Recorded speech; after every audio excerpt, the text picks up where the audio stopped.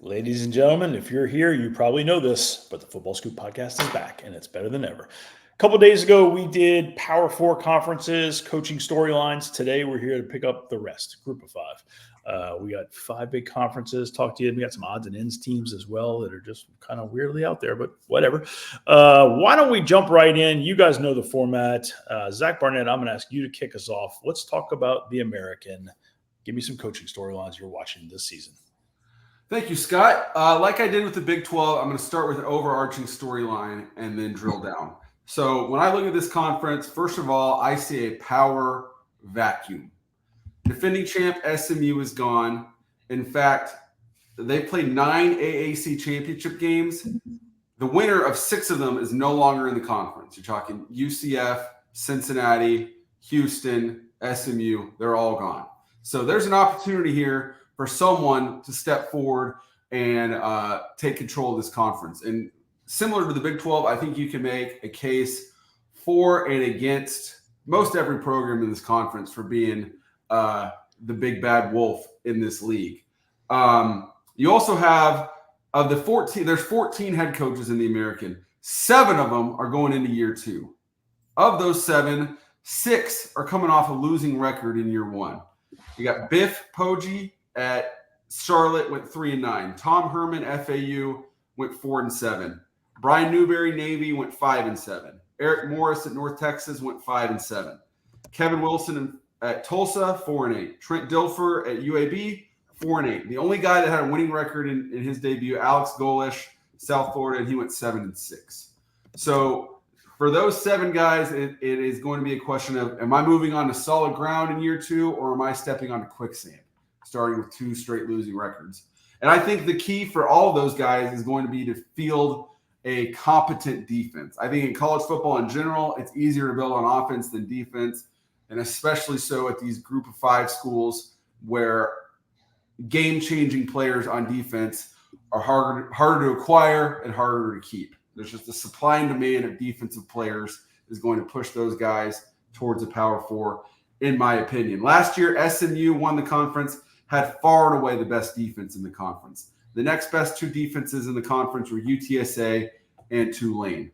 Those teams were basically undefeated in the conference except when playing each other. So last year, Alex Golish at USF, they were 102nd in yards per play defense. UAB 112th. Tulsa 127th. North Texas 125th. Charlotte was 88th. Navy was decent defensively, 64th. Of course, their offense helps their defense. Tom Herman, FAU, actually played pretty good defense by comparison. They were 51st. So among those 7 coaches, the guys that can have the best defense is going to have the best season, in my opinion. Of the 14 head coaches in this conference, only 3 of them have winning records at their schools. That's Jeff Traylor at UTSA is 39-14. Ryan Silverfield at Memphis is 31-19. Jeff Monken at Army 70-55. Obviously, Army is just now joining the American. UTSA has only been in this conference for 1 year. So there's an opportunity there for someone to establish themselves. Let's just take the positive. Guys that I think need to have good seasons coming off of poor seasons. Mike Houston at East Carolina went 4-8, 3-6 in 2020. Then went to 7-5, then 8-5, and then last year 2-10. Needs to have a good season. Stan Drayton going into year 3 at Temple with his 3-9, 3-9 in his first 2. He's 2-14 against the American. And then you got Mike Bloomgren at Rice. Rice, not an easy job. 6 losing records in 6 seasons, but his win total has steadily climbed from 2 to 6. So I wouldn't put him in the same category as those 2. But at the same time, you don't want to backslide back to 3 or 4 wins if you're still looking for your first winning season going into year 7 of your tenure. So that's my look at the American. Good stuff. You never mentioned Sumrall, which I think is right. He's the one new guy. He's the one who's got the shot to kind of step up into that void and fill it. I think Silverfield at Memphis, would like to lay claim up there to being a perennial power in conference. Tulane, Willie Fritz did a really nice job. Summerall comes in and has a good feeling. They don't have Michael Pratt, who Willie kind of rode the last 2 seasons. So we'll see how Tulane comes out, but I think Summerall's got a shot there to do something special. Good stuff, Zach. Thank you. JB, I'm going to maybe look up to you. JB, we're talking Sun Belt, yeah? Yeah, Sun Belt. So some interesting things about that. Hopefully I can be a worthy follow to Zach's wisdom he just imparted there. 5 new head coaches this year in the Sun Belt, but 5 new head coaches arriving for different reasons. A lot of times you hear that kind of turnover and you think, man, there were some really bad teams. Well, no, you just referenced John Summerall, who had done a fabulous job at Troy. Now Troy welcomes in former Notre Dame offensive coordinator, former Kentucky Wildcat, Jared Parker. We spent some time down there with them this spring from FootballScoop, and they have a lot of transfers in there. They believe they should be another team contending for the Sun Belt Championship this year. Similarly, Major Applewhite marks his return to head coaching duties after landing the South Alabama job following Kane's departure to Alabama. And then you have some other new guys in place. You've got Bob Chesney at James Madison after Signetti was hired at Indiana. So you've got those 3 programs I think are interesting because they have new head coaches because of the great success. Even though Kane left to become a coordinator, we saw Mo Linguist do the same thing, leaving Buffalo to also go to Alabama to become a coordinator. So I think that speaks to the health or the overall volatility right now of the group of 5 landscape in general, but specifically to the Sun Belt Conference. Then you got Dale McGee at Georgia State. That was kind of a later change in the cycle. And you got Brian Vincent at ULM. Now, Dale McGee also inherits a program that went to a bowl game last season under Sean Elliott. Sean Elliott leaving to go back home to South Carolina. So I just think those are some interesting subplots in the Sun Belt in terms of 5 new coaches is a lot in one league, but a lot of those coaches start in very nice positions with where their programs are and where their programs are coming off of. ULM is a clear rebuild, if not a build, more so than just a rebuild. But then those other 4 have some basis of success in recent years, especially James Madison, and then Chesney had done just fabulous work in his time at Holy Cross. So I'm really watching there.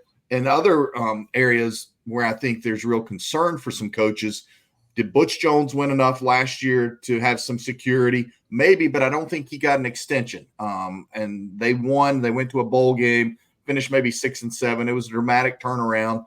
Butch, throughout his career, has always made a bowl game by the 2nd or 3rd year anywhere he's been the head coach. So that's notable. And Arkansas State, I think, has some financial issues that maybe making changes in the athletics department or making changes top programs for head coaches isn't the easiest thing for that place right now because they have to make real hard financial decisions. So that's kind of an interesting subplot there, in my opinion.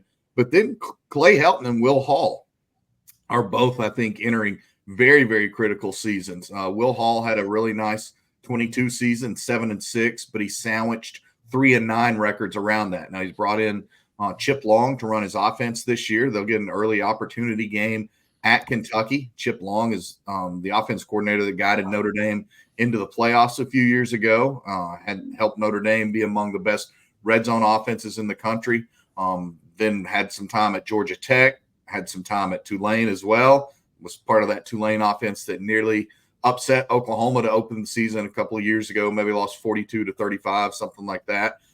So Chip Long knows offensive ball. Will Hall knows defense, but it's a huge, huge season for Southern Miss. And they do have that early season game on the road at Kentucky. Clay Helton and Georgia Southern, again, back-to-back 6 and 7 seasons. I've got a good friend who's a Georgia Southern alum, a former athlete there. They're nervous. They're worried. They want to see marked improvement this year. They open with another group of 5 darling in Boise. That's a really compelling group of 5 opening weekend matchup for me. It's also a great barometer for both programs. And I know Doug's getting ready to drop knowledge on us about the Mountain West. So I'm interested there. And then finally, like I said, Clay Helton is a big one. Where do they go from there? Will Hall, another one. And then Charles Huff, who for whatever reason has not maybe been fully appreciated by Marshall, in my opinion. He's taken the Thundering Herd to 3 consecutive bowl games. He's had that huge upset win at the time over like number 10 Notre Dame at Notre Dame, one of the most significant wins in that program's history. But Marshall has a brutal schedule this year, particularly when it comes to the non-conference side of things. And that's where the Thundering Herd, aside from that big win at Notre Dame, they've struggled a little bit away outside of where the Buffalo roam there in West Virginia, because they go to Ohio State, and I believe they go also to Virginia Tech. Now, they beat Virginia Tech last year early in the season, also nearly beat NC State a year ago. But Ohio State's a program getting some number one votes. Some people, regardless of that, believe they're the most talented team this year in college football. And Charles Huff in year 4 in a really, really difficult position. So to me, those are the key storylines in the Sun Belt. Like I said, 5 new coaches in that league. That's a lot in any one league, all of them there under different circumstances, but 4 of them coming into programs that were in bowl games last year, and then 3 coaches that I think really have critical put-up years in front of them. I'm interested to see if Texas State can keep building. That was just a remarkable turnaround, notable. Just the dynamics shifted there. So I'm interested to see that one. Louisiana Lafayette needs some juice. That's been a really good program for the last decade, and it's just kind of lost some juice. So that's one. Zach, you have a thought? Yeah, this conference started from scratch in 2001, and I remember that because North Texas ran off a string of either 4 or 5 straight Sun Belt championships, and at that time it was clearly the worst of the power of the FBS conferences, and it's been fascinating to watch the quality of play in this conference steadily rise to the point now where I think this is a subjective statement, but I think it's the most competitive of the group of 5 conferences, and the depth of quality programs and quality coaches, I think, is not surpassed by any of these other leagues. And it's also the only group of 5 conference that's never put a team in the New Year's Six. And in a way, its depth of competition is kind of its gift and its curse in that fashion. But I think in terms of just, if you're going to sit down and watch one conference from sun up to sundown on a Saturday, and it's going to be a group of 5 league, you can't go wrong with the Sun Belt. And it's just been a credit to these schools how they've invested in their programs to see the rising tide lift all these boats. You know what? That's a great point, Zach, because they had 4 teams in that conference last year that won 8 or more games. They had another 7 teams that all won between 6 or 7 games, and all of those teams advanced into the postseason with various bowl berths and things like that. So you're talking about a huge number of teams, a huge volume of teams that have made it to postseason play. But again, that league beat up on itself with a lot of entertaining games, anybody capable of beating anybody, some wild and woolly games that turned into shootouts that we would watch on Tuesday night, Wednesday night, even some Thursday night games in there, all different types. But you're right. The competitive landscape in the Sun Belt is really rigorous. And that's why even some of these first-year coaches that come into good situations have a lot of work cut out for them because of the depth of competitiveness in that conference. You know, a lot of people talk about transfer portal and how, it's so hard at this level. You get a guy and he's great, for a season or 2, and you invest in him, you develop him, and then, a Power 5 program comes in and offers a bunch of money, and he goes and has a great senior year somewhere else. Not the exact same thing, but, Sumrall came in, did a great job. Kane Womack came in, did a great job. Those guys bounce for bigger opportunities, whatever that means. Sean Elliott, stabilized and really did a good job at Georgia State, and then goes back to South Carolina for, a position job. Signetti, he was all in. He was all in where he was, but then, Power 5 money comes and it happens. It's just a reality. And it sounds like with this house settlement deal coming, UL's athletic director said, we are not going to opt into that because we don't have millions of dollars to pay players. We can't do that. We're hoping to raise $20,000 a month. It's very, very, very different. Doug, Mountain West? Yeah, I got the Mountain West. It makes a lot of sense with me being so close geographically to take the Mountain West. But as we dig into it, as I dug into it, 8 new head coaches in a 12-team league. JB's talking about 5 new head coaches. Eight is wild. Guys taking over for a bunch of different reasons. Spencer Danielson at Boise State, Fresno State. Tedford had to step away with health issues. Tim Skipper steps in. Nevada's got Jeff Choate, who I think was one of the more underrated hires of the cycle. New Mexico brought in Bronco Mendenhall. I know Zach's talked about him previously. I'm a big Bronco Mendenhall fan and think he can get things turned around. What in my mind is what the revenge tour is for Sean Lewis and San Diego State after kind of being shuffled to the background as a coordinator to then land a head coaching job. I've got my eyes on that one. San Jose State bringing in Ken Niumatalolo. I know we've talked about before, but Utah State, Nate Dreiling, and Wyoming's got Jay Sawvell. So pound for pound, I feel like the Mountain West best hires of any Group of 5 conference. I think you could argue with Ken Niumatalolo, Bronco Mendenhall, Jeff Choate in that conversation. And then you got a bunch of guys that are a little green when it comes to head coaching experiences. But as far as experience goes, that they made some outstanding hires. I can't help but wonder if the East Coast had a bunch of like Group of 5 schools, if guys like Bronco Mendenhall would take those type of jobs, or if it's the weather that attracts you a little bit to the Mountain West. But some other things looking at, Barry Odom had UNLV in the Mountain West title game last year, lost to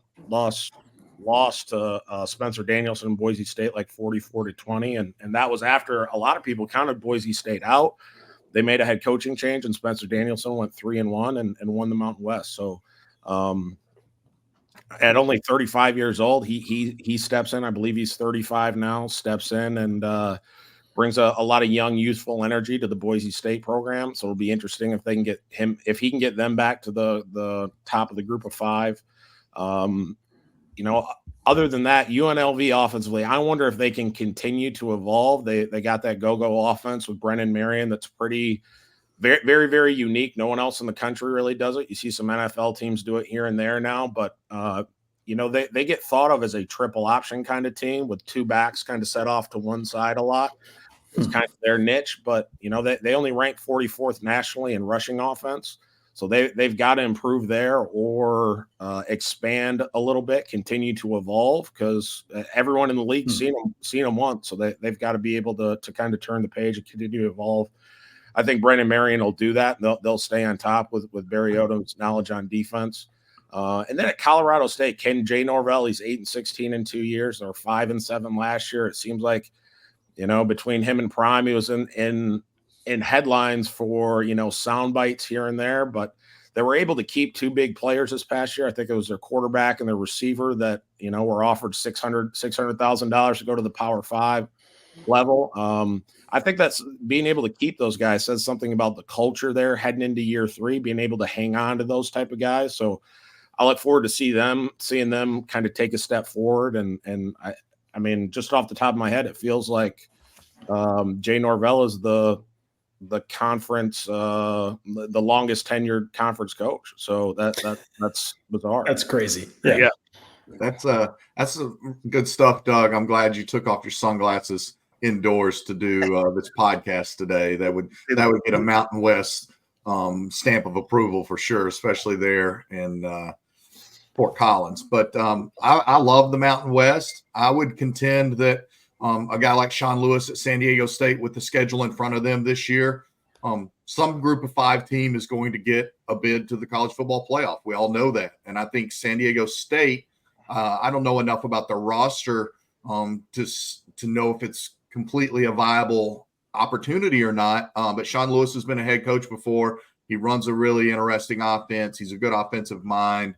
A lot of coaches around the industry, as we all know, didn't necessarily think he got a fair shake last year in Bowler, the way that all sort of went down, and he ended up being demoted. But San Diego State, I think, has a schedule that could afford them to potentially be that team that gains an at-large bid, because I believe they play Cal, Oregon State, and Washington State as those latter 2 teams try to figure out their future homes, but then they've also got some other good opportunity games, and obviously they have Boise State and then Air Force. Sneakily, Troy Calhoun is now one of the deans in college football. I believe he's entering his 17th season at the helm of Air Force, and beyond Kyle Whittingham at Utah and Kirk Ferentz at Iowa, there aren't many more people out there that have been a head coach at one FBS institution longer than Troy Calhoun. Our Zach Barnett is the master gatekeeper of that for all of college football. I'm interested in seeing Ken Niumatalolo get another head coaching shot. We chronicled very well how close he came to getting other head coaching jobs out west, and was typecast as a triple option guy. And his argument was like, "No, I run it because that's what works at Navy, not because that's the Ken Niumatalolo offense." So to see him coach a civilian program and run the offense that he can run that makes sense for that school, I'm looking forward to. I heard him speak at the AFCA convention many years ago in the general session up on stage with thousands of coaches, and he talked about how important food was in his program and in his coaching style, and how much his program and his coaching revolved around food. And I was like, this is my kind of guy. I would play for him. So to see him, I'm going to be rooting for him at San Jose State. But would he chug queso, Zach? Probably. I don't know if he's that committed. I don't think he is. No. He might need something else. Might have a lot of fun, but probably not queso. All right, I'm going to take us to the Conference USA. Conference USA, I'm excited to see Jamie Chadwell, Liberty, year 2. Is he still building? That's one of the big storylines. Rich Rodriguez has had great success at Jacksonville State. A couple of guys that need some juice. We got Pitbull at FIU now. Pitbull. Mike McIntyre's got to turn up. 2 straight. Worldwide. Yeah. You kind of look like Pitbull, Scott. A little bit, thank you.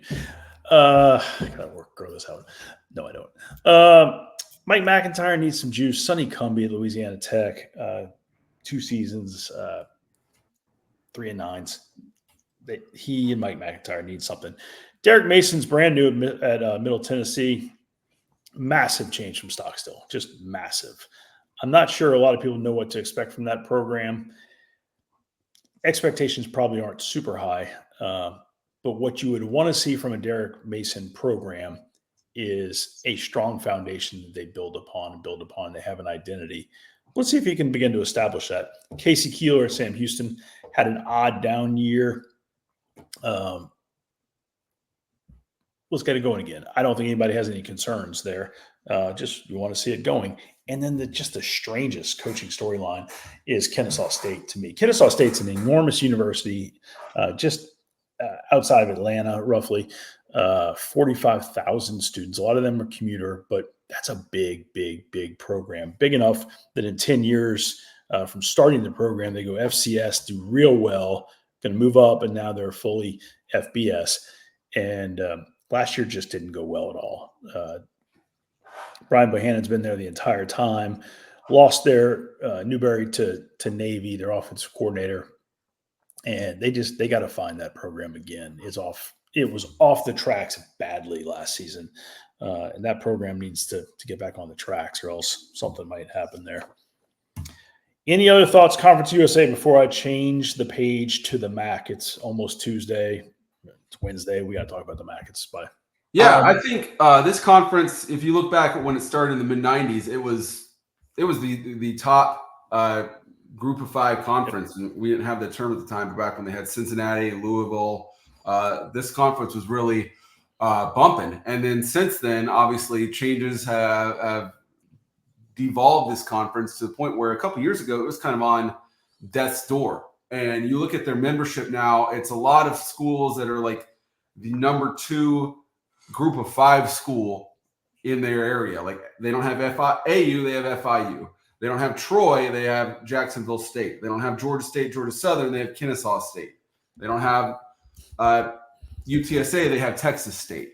But these conferences kind of banded together and realized, yeah, we are the island of misfit toys, but our only chance to stay at this level is to embrace what we are, embrace each other, and band together and be proud of this conference. And the North Texas, UAB, they were not happy to be part of Conference USA. They're on to the American.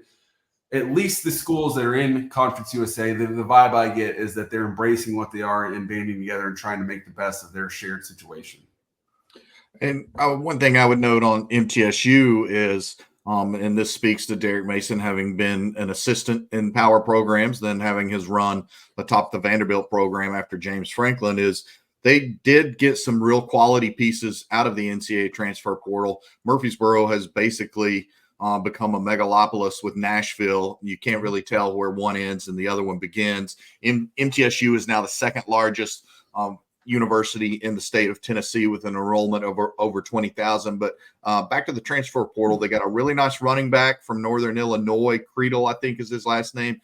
And then they got a defensive lineman from Oregon, Brandon Buckner, I believe, Brinston Buckner's son. And so there's obviously strong bloodlines there. Derek Mason knows good defense, but they've got a really tough opening stretch. They open at home against Tennessee Tech, and we know that Bobby Wilder, as we've chronicled in our FCS series, is trying to overhaul Tennessee Tech and find the success there that he brought to Old Dominion when he helped launch that program. They've got 50-plus new players into the Tennessee Tech program from the transfer portal. But then after that game, they've got Ole Miss, they've got Western Kentucky, and they've got Duke. And so they need to try and get some confidence and some identity established as much as you can in one game, because the next three games are really going to set the tone for the rest of Derek Mason's first season back atop a program in the mid-state of the Vol State. Transitioning to the MAC. It's Wednesday night. We should have football soon enough. I'm going to alphabetically look at these things. Akron, Joe Moorhead is in year 3. Note when I was thinking about all these, Joe Moorhead is only like 2 years older than Tyson Helton. Surprises me. He's got that silver fox look going for a while, Joe Moorhead. Agreed. A little bit more grizzled, perhaps. Joe Moorhead has 2 wins each of his first 2 seasons. This season, buddy, that schedule starts Ohio State, Rutgers, Colgate, South Carolina. Then you get into conference play. Akron. Akron's commitment to football. I don't know. Ball State, Mike New fought through a tough season last year. Got another year. Would like to see, let's keep building. Mike's done a nice job there for years. Bowling Green, Scott Loeffler had best season ever last year. I think 6 or 7 wins, and hoping to build on that as well. Pete Lembo's in year 1 at Buffalo. We'll see how it goes. I'm not sure that roster was real loaded when Pete got there. Jim McElwain's program, we all chronicled in connection with the Connor Stallions thing, quarterback coach change. We'll see what else comes out of that. Jim, I think, thinks his program's going to be pretty good this year. Chris Creighton, Chris's tenure is getting a little long there. It would help him to have another real good season. Kent State, Kenny Burns was there year 1 last season, goes 1-11, and gets a contract extension. I don't know. You're sitting in the AD's chair and you're not doing that, Scott? What's wrong with you? Kenny Pincher? This is an audio medium, but sometimes the best things said are just the faces that Scott makes. Chuck Martin's doing a good job at Miami. Thomas Hammock in Northern Illinois has had some real bad years and some okay years. I think Northern Illinois has got I believe, let me look real fast. I think they have a challenging schedule this season. They have Notre Dame week 2. So yeah, they go Western Illinois, Notre Dame, Buffalo, NC State. So let's just assume they're not going to beat Notre Dame and NC State. Western Illinois, they should win. Buffalo, Pete Lembo's first year. You would think Thomas Hammock, he's in like year 6. You think his program's strong enough, probably gets that. They got UMass. Then they go into the core of the conference. You split the conference. You got 3 wins early on. You get 3 more here, you win 6. Yeah, it should be okay. Tim Albin's done a wonderful job at Ohio. After that first season, that transition season was kind of awkward. He's won 10 games each of the past 2. Toledo, we know, is Toledo. And then Lance Taylor. Lance, First year was figuring it out. This year, year two, let's see some improvement. Yeah. Anything else in the MAC, gentlemen? Yeah, at Western Michigan, significant and tough for Lance as you start talking about wanting to see a step forward in year two, especially it's just year two of Lance being a head coach anywhere. He lost both of his coordinators. He lost Billy Kosh, who's now the head coach at FCS program Stony Brook, and he lost Lou Esposito initially to Memphis, now on staff at the University of Michigan in a key role there. That's really, really tough. I will say Western Michigan, another program we've spent some time around at FootballScoop. They got nice facilities. They've got some resources there. They're committed to NIL. They'd launched maybe the 1966 club, something like that. That was in commemoration of their first ever conference championship, and they were using that to form their collective to do some NIL stuff out of there. So Lance can recruit great, but he is breaking in a couple of new coordinators on each side of the ball, and that's tough. When you're trying to build continuity and get things moving in an upward trajectory. And I would ask Doug, like, if being a head coach, Doug, if you're taking over a new program and then you have to reset the coordinator position on both sides of the ball in year two, what do you believe some of the inherent challenges there? I mean, the first thing you have to ask is, are you going to ask your entire team to learn new verbiage, or are you going to ask one person to learn new verbiage? I think that comes down to what you believe in as a head coach. I know Billy Kosh was an air raid disciple and loved to kind of check him around, was doing a bunch of, Y cross and stick and, all the mesh air raid staples. Walt Bell, I believe, is their new offensive coordinator, has some FBS experience as a head coach too. So he brings in a different approach. Don't believe he's an air raid guy. He's a multiple spread guy, which I think lines up with Lance's background a little bit better. But that's a huge change. I think when you make a departure from scheme like that, you have to go with what the OC is comfortable with. He's the one calling the shots when the bullets are flying around in the MAC level Wednesday, Thursday, Friday nights. So things are a little bit different. He's got to be comfortable, and I would imagine that's what Lance did, and then combined ideas with the guys that stuck around. But that's going to be a big transition. If you didn't say it, I was going to. Replacing both those coordinators, I know Lou Esposito is thought of very, very highly. I think we talked about that earlier this week.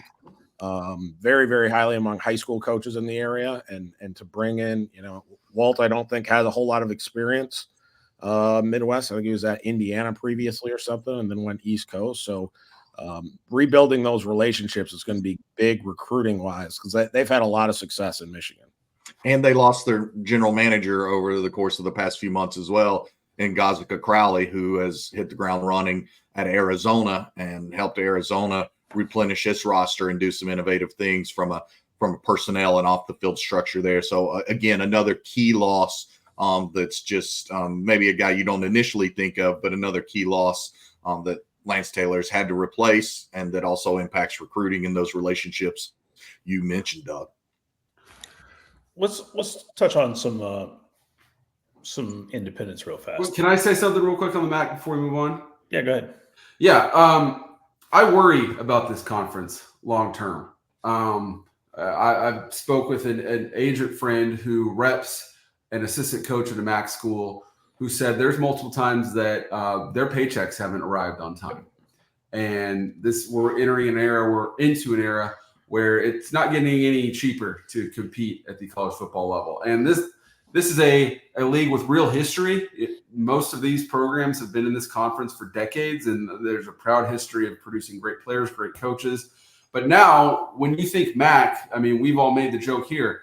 You think MACtion, you think Tuesday night, Wednesday night football. And then I turn on those games on Tuesday, Wednesday nights, and it looks like they're being played on the surface of the moon. Like, it's pitch black dark, which obviously is the point, and it looks like it's freezing cold, and there's like 1,000 people in the stands at some of these games, and sometimes that might be generous.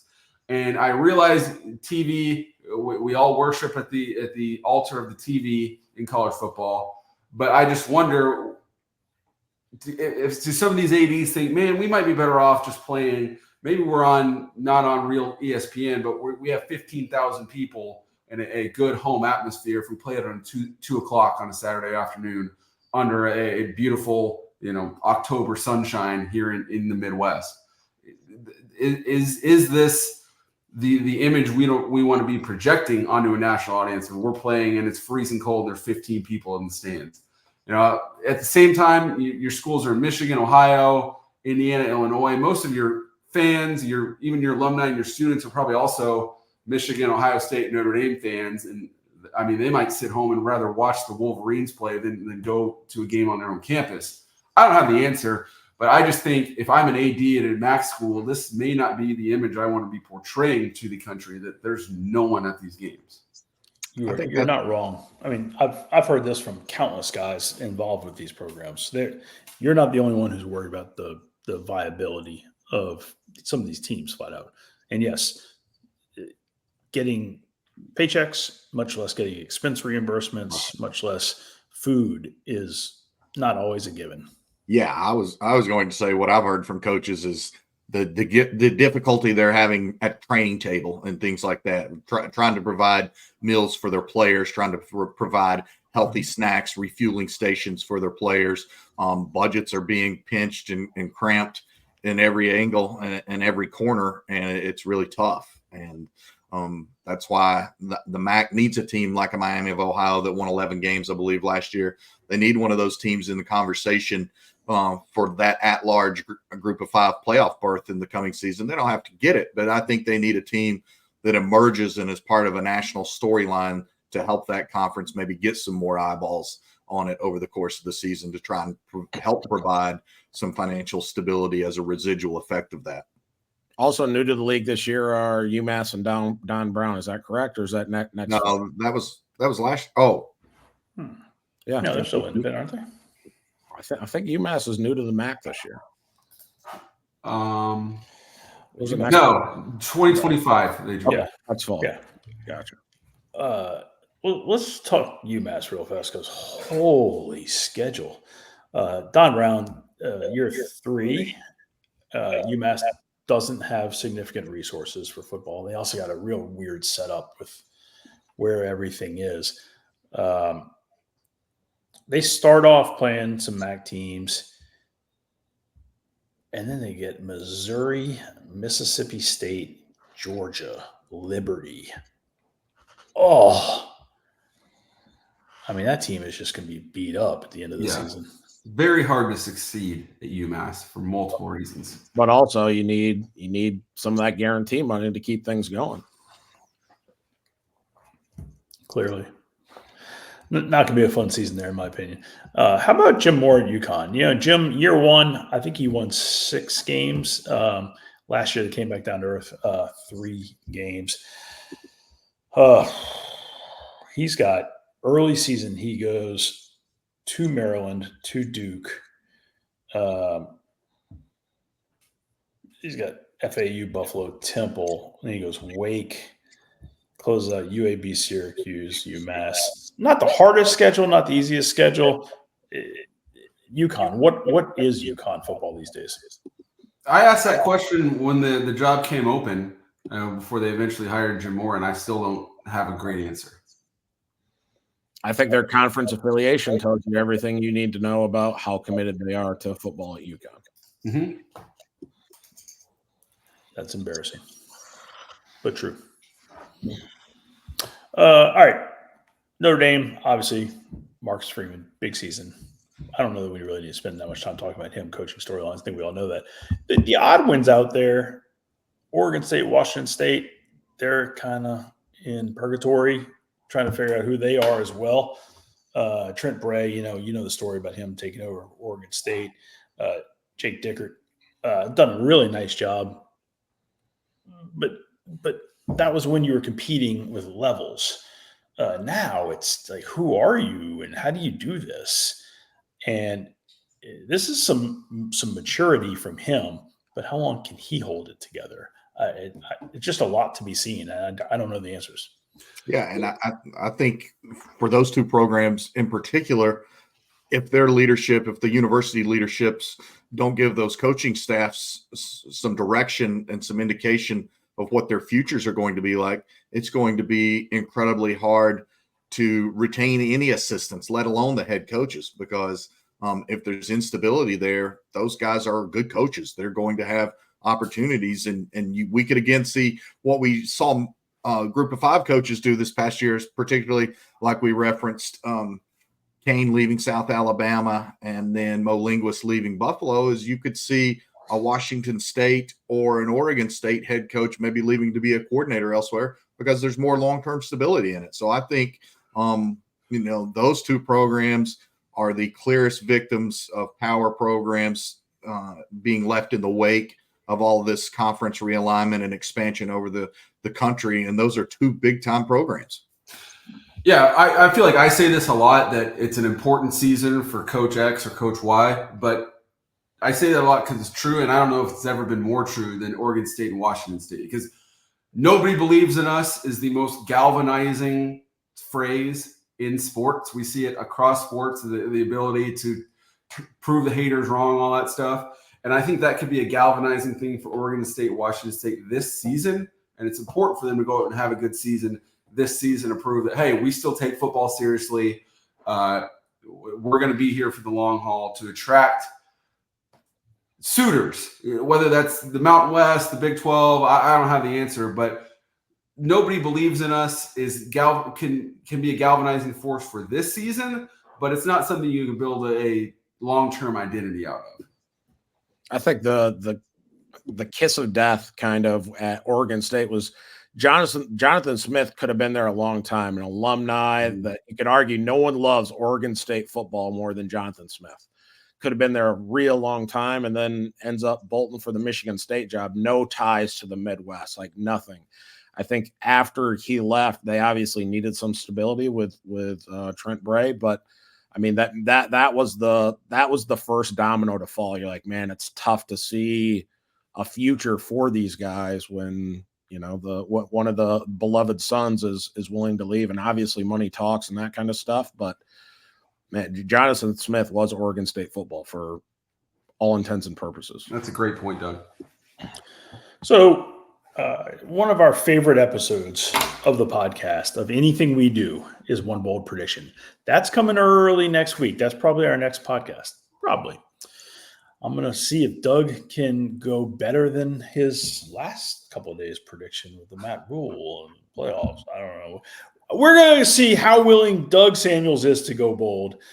John Bryce is apt to go kind of pretty. Okay. All right. Okay. You still got Brian. It's probably going to come true. Sure. Great. You still got Brian Harsin riding on shoulders off the plane. I'm going bold, folks. I'm just letting you know. I don't know what it's going to be, but it's going to blow you away. Stay tuned for the Football Scoop podcast next week. Tell all your friends. We need 30, 40,000 listeners to One Bold Prediction, and it's coming next week. With that, we out.